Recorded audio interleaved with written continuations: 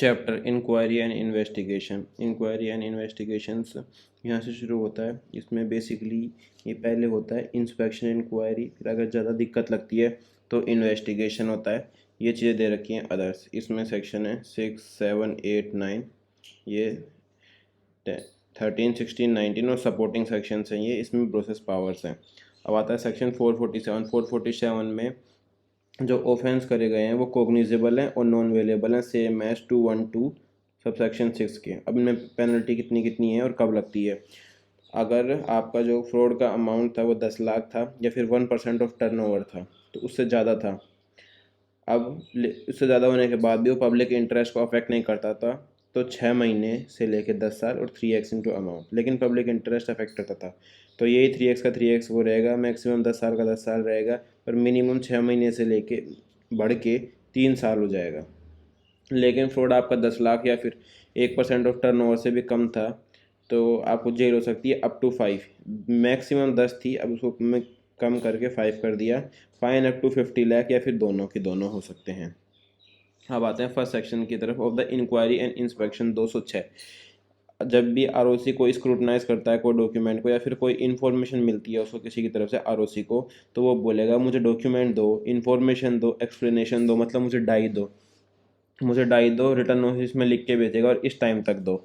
तो जो कंपनी है और उसके जो एम्प्लॉयज़ हैं वो लाइबल हो जाएंगे डाई देने के लिए। और अगर पुरानों से मांगना चाहता है वो तो आरओसी को रिटर्न नोटिस भेजना पड़ेगा, स्पेशली उनको लिख के। जो कंपनी को नोटिस भेजा है उससे काम नहीं चलेगा।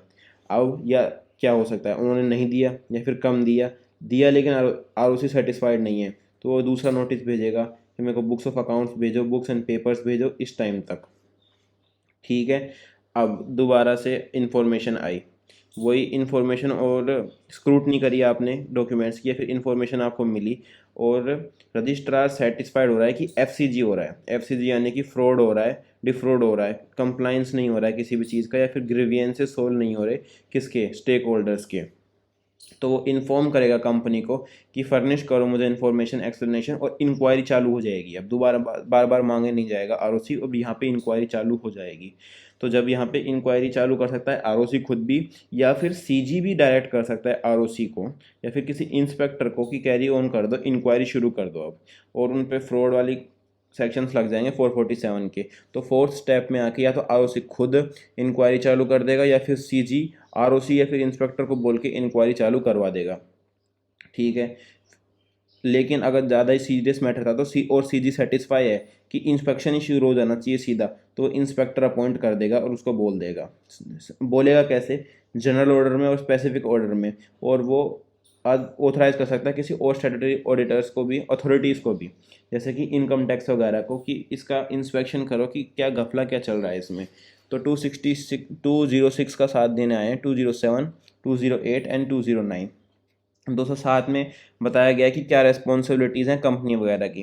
तो कंपनी की अर्लियर रेस्पॉन्सिबिलिटी यानी कि उसको डाई देना, प्लस असिस्टेंट यानी कि हेल्प करना है आपको आरओसी को, प्लस इंस्पेक्टर को जो भी आपके यहाँ पे इंक्वायरी इंस्पेक्शन करने आते हैं।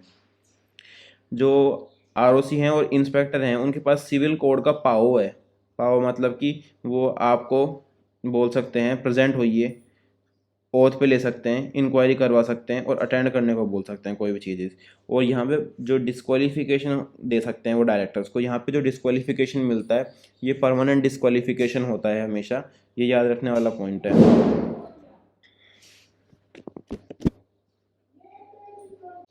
तो इसमें सेक्शन 207 में और भी क्या पावर्स हैं उनके पास, कि वो कॉपी ले सकते हैं जो हमने उनको डॉक्यूमेंट्स वगैरह भेजे थे उनके, और उन पे कोई आइडेंटिफिकेशन मार्क भी डाल सकते हैं अगर उनको डालना है तो। सेक्शन 208 में उनको रिपोर्ट बना के भेजनी होगी सेंट्रल गवर्नमेंट को। सेक्शन 209 में उनके पास कोई ऐसे डॉक्यूमेंट्री एविडेंस है जिनसे उनको पोजेशन है या फिर otherwise reasonable ground to believe that company या फिर कंपनी के केएमपीज या फिर सीए या फिर सीएस डैम एफएस कर देंगे, यानी कि डिस्ट्रॉय कर देंगे, ऑल्टर कर देंगे, म्यूटिलेट कर देंगे, सीक्रेटेड कर लेंगे या फिर फॉल्सिफाई कर देंगे किस चीज़ को, डॉक्यूमेंट्स को। तो आप स्पेशल कोर्ट की अप्रूवल लेके 100 दिन के लिए उनको सीज कर लेना। और अगर आपको एडिशनल 180 डेज़ के लिए सीज करना है तो आपको रिटर्न नोटिस भेजना पड़ेगा यहाँ भी आपके पास सेम पावर है, सेक्शन 207 में थी, यहाँ भी आप कॉपी ले सकते हो, यहाँ भी आप आइडेंटिफिकेशन मार्क लगा सकते हो। अब आते हैं सेक्शन 217 की तरफ, क्योंकि 217 जो है 207 से मिलता है। यहाँ भी आप बुक्स ले सकते हो, पेपर्स ले सकते हो, असिस्टेंट ले सकते हो, सेम 207 की तरफ से। यहाँ आपको 3 चीज़ में सीजी की परमिशन लगेगी। अगर आप ओथ पे बुलाना चाहते हो बाहर वालों को, या फिर आप हेल्प लेना चाहते हो किस चीज़ की, किसी ऑफिसर की जो सेंट्रल गवर्नमेंट का था, स्टेट गवर्नमेंट का था, या फिर पुलिस का हेल्प लेना चाहते हो आप, तो आपको सीजी की परमिशन लगेगी। या फिर आप बाहर वालों पे एहसान करना चाहते हो, यानी कि रेसिप्रोकल अरेंजमेंट ने, अगर किसी कॉन्ट्रैक्टिंग स्टेट ने आपको रिक्वेस्ट मांगी थी और आप उसको एहसान करना चाहते हो, तो सीजी के पास और लेटर ऑफ रिकग्नाइज मांगना पड़ेगा।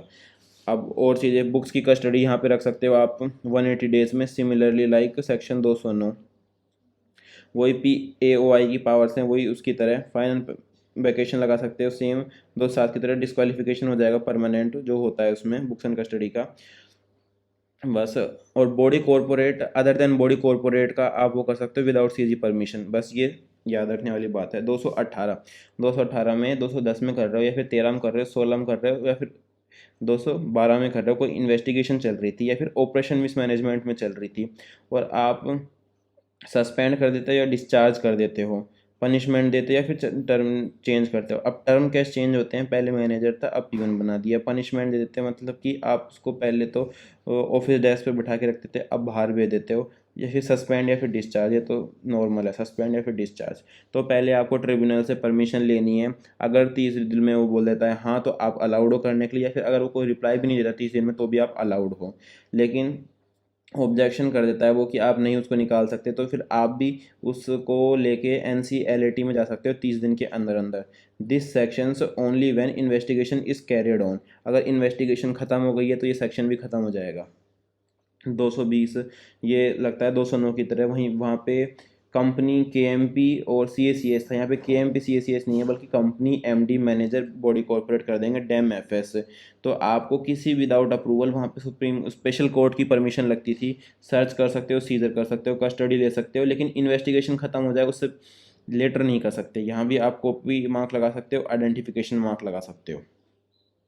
अब आते हैं सेक्शन 210 की तरफ। 210 में आप CG को परमिशन वगैरह दे सकते हो। अभी इनमें सीजी किस में CG है, किस में ट्राइब्यूनल है, वो याद रखने के लिए फर्स्ट में, थर्ड में और फोर्थ में तो है CG, और फर्स्ट सेकंड थर्ड में ट्रिब्यूनल। ट्रिब्यूनल ट्रिब्यूनल ट्रिब्यूनल, ये इससे याद रहेगा। CG को कौन कौन दे सकता है, 208 में रिपोर्ट बना के दी, या फिर पब्लिक इंटरेस्ट में मिल गया और SR पास हो गया, तो CG ऑर्डर कर देगा इंस्पेक्टर को, लेकिन डिस्क्रिशनरी है, वो करना चाहे तो ही करेगा, नहीं करना चाहे तो नहीं करेगा। ये 213 में वो सेम वाला सेक्शन लगता है जैसे कि 244 में था 244। अगर कैपिटल है तो 100 और 1/10 ऑफ द मेंबर वहाँ पे, लेकिन 1/10 ऑफ द शेयर कैपिटल भी था, यहाँ पे वो नहीं है। और ये 1/5 ऑफ द कैपिटल मेंबर्स है। सेटिस्फाइड वहाँ पे बोरिंग GF था, यहाँ भी बोरिंग GIF है। वोट बोरिंग GIF 241 में था। B से बिजनेस करता है जो कि फ्रॉडलेंट अनलॉफुल है, डिफ्रॉड करता है क्रेडिटर्स को या मेंबर को, या फिर ओप्रेसिव है। G से गिल्टी है पर्सन। I से इंफॉर्मेशन नहीं देता मेंबर्स को, और F से फ्रॉडलेंट है। 216 में अगर आपको कंपनी की ओनरशिप चेक करनी है तो CG और ट्रिब्यूनल का, तो इसमें इन्फ्लुएंस वर्ड याद रखना है आपको। ओनरशिप है तो वो इन्फ्लुएंस डालेगा, कैसा इन्फ्लुएंस, फाइनेंशियल इन्फ्लुएंस या फिर इन्फ्लुएंस ऑन द पॉलिसी। तो उसका असली मालिक कौन है, यानी कि बेनिफिशियल ओनर। इसमें आप स्कोप लगा सकते हो, लिमिट लगा सकते हो। रिलेशन टू द कंपनी में आप 210 में ले सकते हो, 212 में ले सकते हो, 213 पर, 216 में नहीं। जब आप दूसरी कंपनी ओनर ढूंढने को बोला है तो उसका रिलेटेड क्यों ढूंढ रहे हो, रिलेटिव। रिलेटिव मत ढूंढो, ओनर ढूंढो। रिलेटेड कंपनी किस किस की हो सकती है, सब्सिडरी कंपनी की, होल्डिंग सब्सिडरी की, MD मैनेजर्स की, नॉमिनेटेड डायरेक्टर की, जो या फिर एकस्टम्ड हैं एक्ट करने के लिए। अब 211 में फॉर्मेशन ऑफ द SFIO, यानी कि सीरियस फ्रॉड इन्वेस्टिगेशन ऑफिसर। यहाँ पे दो जाके वो अथॉरिटीज़ की बात करी गई है। जो SFIO बनेगा वो जॉइंट सेक्रेटरी से ऊपर ओहदे का होना चाहिए, और उसको अपॉइंट करेगा सेंट्रल गवर्नमेंट। लेकिन जब अरेस्ट करोगे तो असिस्टेंट डायरेक्टर भी चल जाएगा। जॉइंट सेक्रेटरी बड़ा होता है, असिस्टेंट डायरेक्टर छोटा होता है, तो J और A, joint secretary, assistant director. CG किसी किसके कहने पे अप्लाई करेगा, 210 में 3 बातें थी, 208 SR PI, और CG और SG का कोई डायरेक्टर ऑफिसर, तो कोग्निजेंस भी हम उसी का लेंगे। डायरेक्टर SFI होगा और CGSG का कोई ऑफिसर होगा। डायरेक्टर SFI अपॉइंट करेगा इंस्पेक्टर को कॉल्ड इन्वेस्टिगेटिंग ऑफिसर।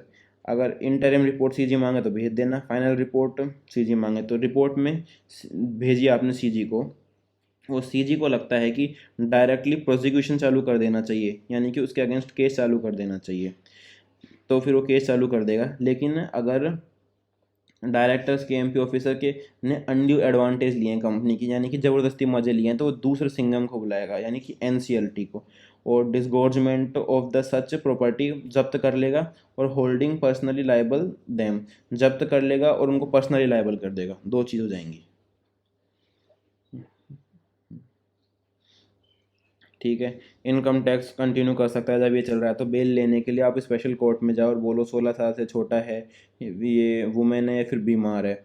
जब आप बिल लेने के लिए वो दो, तो पब्लिक प्रोसिक्यूटर को आपको अपॉर्चुनिटी देनी है अपोज करने के लिए, और वो बोले कि रीजनेबल ग्राउंड टू बिलीव है कि वो ये गिल्टी नहीं है और आगे नहीं करेगा।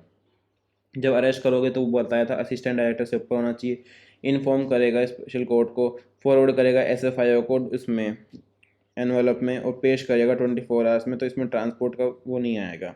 कॉपी लेनी है तो कोर्ट से लेनी है, वैसे अगर आपको कॉपी लेनी होती है नॉर्मल तो CG के पास जाना होता है, लेकिन 212 में लेनी है तो कोर्ट के पास। प्रोसिक्यूशन, डिसगोर्जमेंट, पर्सनली लाइबल और डायरेक्टर KMP। अब आते हैं 221 की तरफ, 222 की तरफ। 221 और 22 में ट्रिब्यूनल के पास जाके आप बोलते हैं 3 साल से ज़्यादा फ्रीज मत करना। फ्रीज क्या, असेट और सिक्योरिटी। तो इसमें ये कोड है CIMCR। CIMCR किसने बोला, CG ने बोला, किसी ने इंक्वायरी चल रही थी उसने बोला, मेंबर ने बोला, क्रेडिटर्स ने बोला 1 करोड़ से ऊपर है, फिर उसके पास रीजनेबल ग्राउंड्स टू बिलीव है। तो CIMCR, यानी C से CG, I से इंक्वायरी, M से मेंबर, क्रेडिटर जो 1 करोड़ से ऊपर है, रीजनेबल ग्राउंड्स टू बिलीव।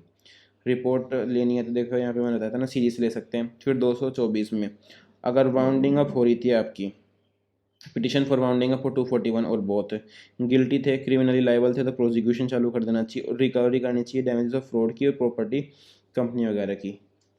यहाँ पे अभी फीस बताई गई है 50 करोड़, 200 करोड़, 500 करोड़।